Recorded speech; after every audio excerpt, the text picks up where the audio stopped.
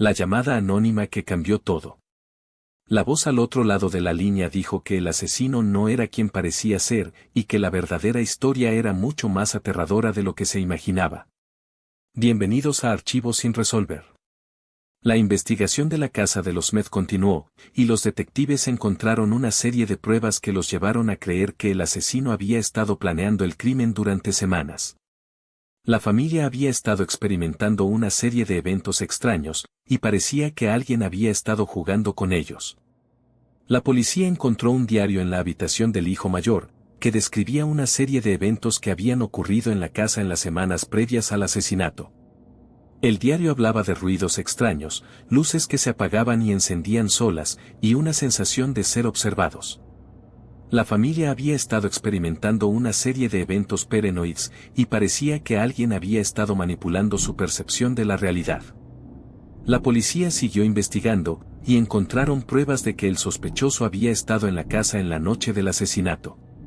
Pero justo cuando parecía que el caso estaba resuelto, la policía recibió otra llamada anónima que cambió todo de nuevo. La llamada decía que el asesino no estaba solo, y que había alguien más involucrado en el crimen. La investigación continuó, y los detectives encontraron una serie de pruebas que los llevaron a creer que el asesino había estado trabajando con un cómplice.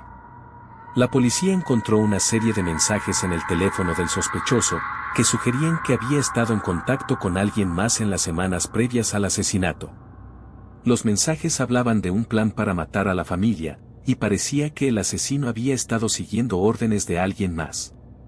La investigación siguió, y los detectives encontraron pruebas de que el cómplice había estado en la casa en la noche del asesinato.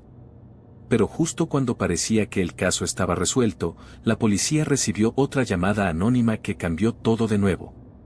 La llamada decía que el asesino y su cómplice no eran los únicos involucrados en el crimen, y que había alguien más que había estado manipulando los eventos desde detrás de escena.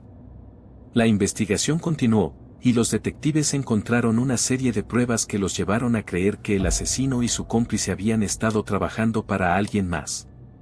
La policía encontró una serie de documentos que sugerían que el asesino y su cómplice habían estado recibiendo órdenes de alguien más, y que el crimen había sido planeado y ejecutado con precisión. La investigación siguió, y los detectives encontraron pruebas de que el cerebro detrás del crimen había estado manipulando los eventos desde el principio.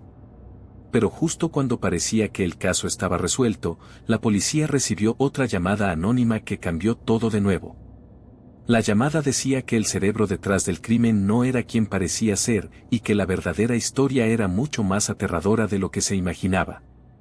Y es ahí donde nuestra historia se vuelve realmente oscura.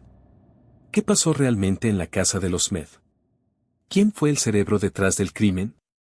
La investigación continuará en la próxima parte.